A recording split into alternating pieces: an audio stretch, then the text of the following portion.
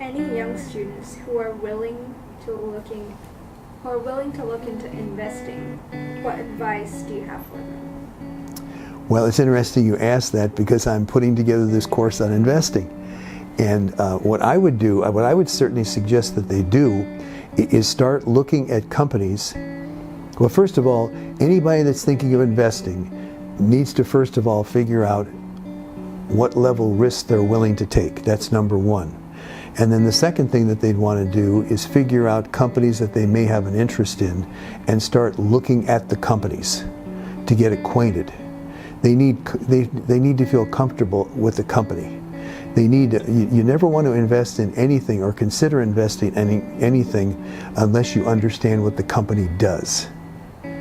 Because you could start tracking the company and looking at the company and understanding what they do, who manages the company, what kind of advertising, what kind of product that they have, what they do, what kind of advertisement that they have. You might even want to buy the product. Let's say it's a shoe company or a food company or whatever it might be, electronic company. When you feel confident about that, then you might say to yourself, well, I think I want to become an owner of the company rather than just a person who buys the product. It's kind of like Apple. A lot of people like Apple product. Well, if you're an Apple buyer, you might want to become an investor in the company because you like the product. You see, you understand it and you use it. So I would say that you want to get acquainted with something before you just go out and invest it. What do you find to be the most difficult aspect of teaching students? Oh, I think it's not difficult. I guess the biggest challenge is the fact that you always want to have students that are interested in a subject. And some are more interested in things than others. And it's always a challenge to figure out if you had 25 students, to find out what that interest of all those 25 students are. Because I think students are interested in all different things, but they may not be interested in the topic you're talking about at the moment. But if you could talk to them individually, everybody has interests. But the thing is, what are they specifically interested in? And so it's sort of to unlock the key to figure out what is it that really that they have a specific interest in. So one of the things I would do at the beginning of a course is to find out what are some of the things that you particularly are interested in or you're particularly interested in, and to try to individualize some of the subject of the course. Because that's the challenge, is to figure out how you could reach individual students and to figure out to pique their interest and to kind of relate the course a little bit to them and the topics that might be used in the course. And also to keep them focused on the academic course as opposed to all the noise and distractions that are out there. Yeah. And that's not just students. I mean, the thing is, you could go into a business meeting and there's people sitting in a business meeting and they may be doing stuff on their phone that have got nothing to do with the business meeting. So it's got nothing to do with students. It's a universal issue. Yeah, because people do miss things, and a lot of times they don't know what they're missing. Yeah, so, yeah. Yeah. What do you like best about teaching at USI?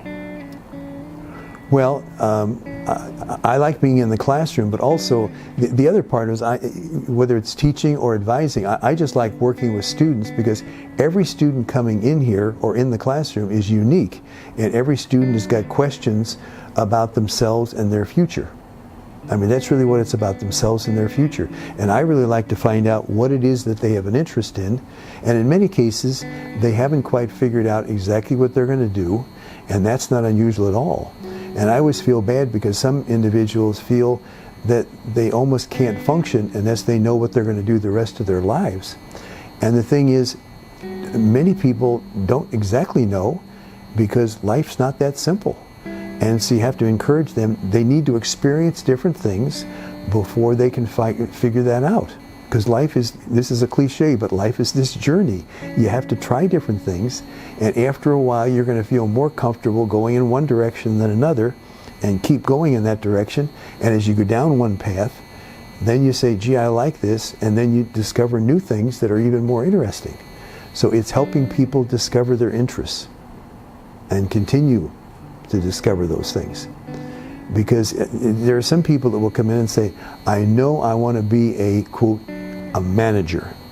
Well, you need to go out and talk to managers and spend time with managers. Find out what you like and what that's the only way you can do it. That's very important. I had a girl that came in and she said that she wanted to run a daycare. And I said, that's great. And I said, how many daycare centers have you seen? Not seen, but how many of you daycare centers have you have you visited? And she said, 1. And I said, well, that's a start. But I said, you need to visit 5 or 6 and go spend some time at 5 or 6 of those centers and talk to the owners and just find out what makes these centers run. What's the good days and what's the bad days? And you get an education that way and find out what, if you were going to run a center, you need to get a sort of a little tutorial about how it really functions. Because a person can kind of have a dream about running a daycare center.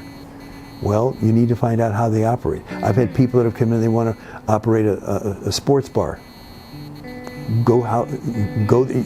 It's different. You can go there and have a beer at a sports bar and say, okay, I know how to run a sports bar. It's not that simple.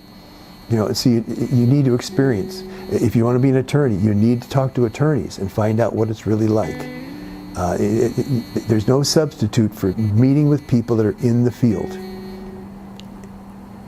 Are there any embarrassing teaching moments you're willing to share with us?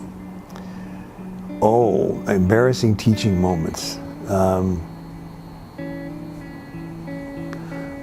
trying to think. I don't think there's ever been any horrible teaching moments. And maybe every once in a while, maybe mixing up a name. That happens every once in a while. Oh no, I'm Sarah. That sort of thing. Nothing really horrible. Fortunately, nothing horrible. The students tend to be very good and very forgiving. They really are. Yeah. You have so many advisees and students who admire you. How do you make those connections? Well, I'm not a miracle worker. I just try to listen to individual students and find out what I might be able to do to help. And I spend the majority of time trying to listen. And then if I can do anything to maybe follow up to see if there's something that I might be able to give them a little information for them to follow up on. That's really what I try to do. But that's nice to know that there's people out there that I may have helped. If you could pass on any wisdom to your students, what would you share?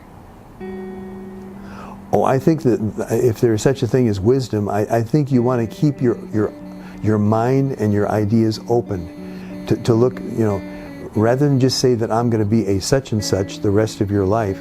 You want to look at that world out there. The world is changing quickly, and you want to keep open for different possibilities and opportunities that there might be out there.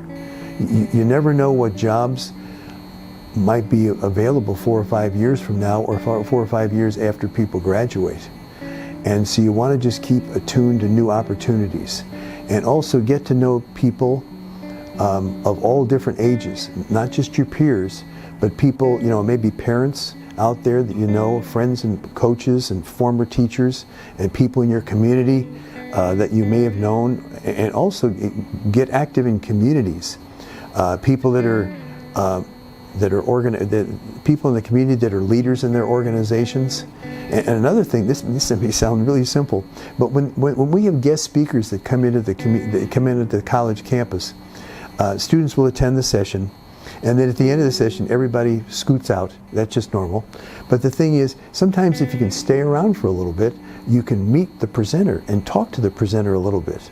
You find these people are very approachable, and you get a conversation going with them. And you find out a little bit more about them. It gives you good practice. And you read a little bit about their biography, what they've done. Everybody has a story to tell. And it's just good to get to know more. The more people you meet, the more you realize that they've all come up in their own different way, and they've achieved success in their own way.